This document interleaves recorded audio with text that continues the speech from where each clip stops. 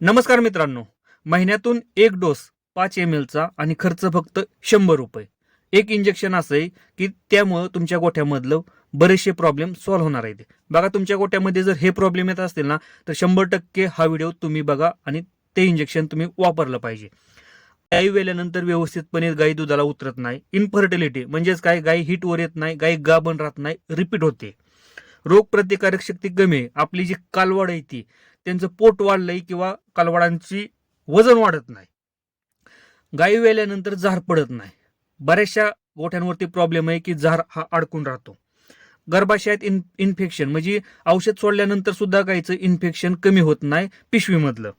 आणि मित्रांनो, अशक्तपणा म्हणजे गाईच्या अंगावरची केस जाणं, गाईच्या अंगावर चकाकी नसणं, हे जर प्रॉब्लेम असतील ना, तर हा व्हिडिओ तुम्ही शेवटपर्यंत नक्कीच बघितला पाहिजे.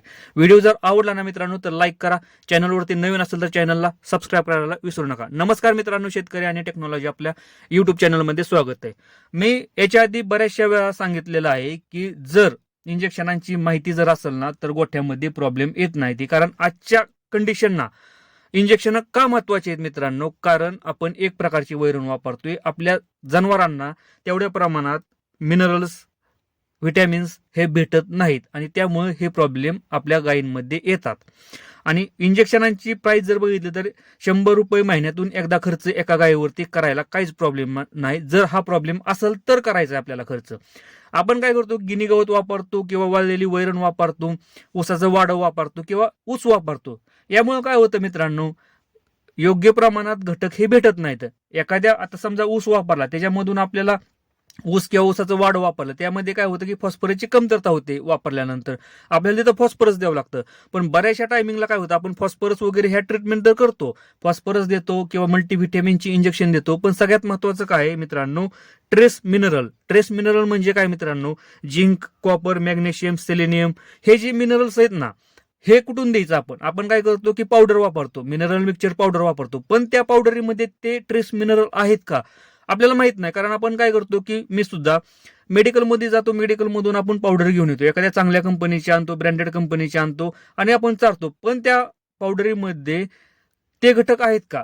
कंपनीने तर मेन्शन केलेलं आहे की आपल्या पावडरमध्ये हे घटक भेटतात, पण ऍक्च्युअली आपल्याला ते माहितच नाही की ते घटक आहेत का नाहीत. म्हणून आपल्याला काय करायचंय मित्रांनो, जर आपल्या गोठ्यामध्ये जर हे प्रॉब्लेम येत असतील का नाही, दूध कमी होतंय, इनफर्टिलिटीचा प्रॉब्लेम किंवा रोगप्रतिकारक शक्ती कमी आहे, कालवाडाचं वजन वाढत नाही, असं जर प्रॉब्लेम येत असतील ना, लक्षात ठेवा की आपल्या जनावरांमध्ये सूक्ष्म खनिजे, त्याला ट्रेस मिनरल, याची कमतरता 100% आहे. म्हणून आपल्याला यावरती काय करायचंय, आपल्याला इंजेक्शनाचा वापर करायचा आहे. इंजेक्शन कुठलं आहे मित्रांनो, स्टीमवेट मध्ये काय, चिलेटेड मल्टी मिनरल इंजेक्शन आहे. यामध्ये झिंक आहे, कॉपर आहे, मॅग्नीज आहे आणि सेलेनियम. बघा मित्रांनो, हे घटक आहेत. या घटकांमुळे काय होतं की जे ट्रेस मिनरल जे कमी पडतात ना आपल्या जनावरांना, ते कम्प्लीट होतात.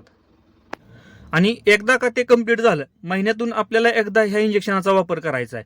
महिन्यातून 2 महिन्यातून एकदा. जर प्रॉब्लेम येत असतील, तर एखाद्या गायीला जर प्रॉब्लेम नसेल तर आपल्याला वापरायचा नाही. पण एखादी गाय असते की 25 लिटर दूध देणारी असते, ती गाय व्यवस्थित दूध देत नाही, त्या गायीला आपल्याला वापरायचं. किंवा गाय रिपीट होते, 2 वेळा 3 वेळा गायीला भरलंय इंजेक्शन, तरी गायी गाभण राहत नाही, अशा टायमिंगला आपल्याला ह्या इंजेक्शनाचा वापर करायचा आहे. एखाद्या कालवडाला आपण डिवर्मिंग केलंय, चांगल्या प्रकारचा खुराक ठेवतोय, पण वजन वाढत नाही, त्या टायमिंगला अशा इंजेक्शनाचा वापर करायचा आहे मित्रांनो. आता ह्याचा डोस किती द्यायचा, 1 ml 100 किलो वजनासाठी. म्हणजे आपलं जर कालवड जर 100 किलोचं असेल तर 1 ml द्यायचंय. जर 500 किलोची गाय असेल तर 5 ml चा डोस द्यायचा आहे. डोस तुम्हाला समजला असेल, त्यानुसार आपल्याला तो डोस आपल्याला ठरवायचा आहे. आता हे इंजेक्शन मित्रांनो शेळ्यांसाठी सुद्धा आहे, बोकडांसाठी सुद्धा आहे, म्हणजे लहान जनावरांपासून मोठ्या जनावरांपर्यंत हे इंजेक्शन द्यायचं. पण इंजेक्शन देताना सगळ्यात पहिल्यांदा डॉक्टरांचा सल्ला घ्यायचा आहे. डॉक्टरांकडून आपल्याला ते इंजेक्शन द्यायचंय. घरच्या घरी आपल्याला ट्रीटमेंट करायची नाही, घरच्या घरी हे इंजेक्शन द्यायचं नाही. कारण कसं आहे मित्रांनो, इंजेक्शन देण्याच्या पद्धती वेगवेगळ्या आहेत. त्या इंट्रामस्क्युलर द्यावं लागतं, सबकट द्यावं लागतं किंवा इंट्राव्हिनस द्यावं लागतं. त्यामुळं जोपर्यंत आपण डॉक्टरांना सांगत नाही, हे इंजेक्शन माहिती करून देत नाही, तोपर्यंत घरच्या घरी याचा वापर करायचा नाही. कारण कसं आहे की जरी 100 रुपयाचं इंजेक्शन असलं तरी आपली गायीची किंमत लाख ते 1.5 लाख रुपये. चुकीच्या पद्धतीने इंजेक्शन दिलं गेलं तर आपल्या गायीचा जीव जाऊ शकतो. म्हणून घरच्या घरी हे ट्रीटमेंट करायचे नाही मित्रांनो, आपल्याला डॉक्टरांचा सल्ला घ्यायचा आहे. फक्त आपल्याला माहितीसाठी सांगतोय की जर प्रॉब्लेम जर येत असतील तर तुम्ही हे मेडिकलमधून इंजेक्शन आणून डॉक्टरांकडून द्यायचंय मित्रांनो. हे प्रॉब्लेम ऑटोमॅटिकली सॉल्व्ह होतात आपल्या गोठ्यामधले.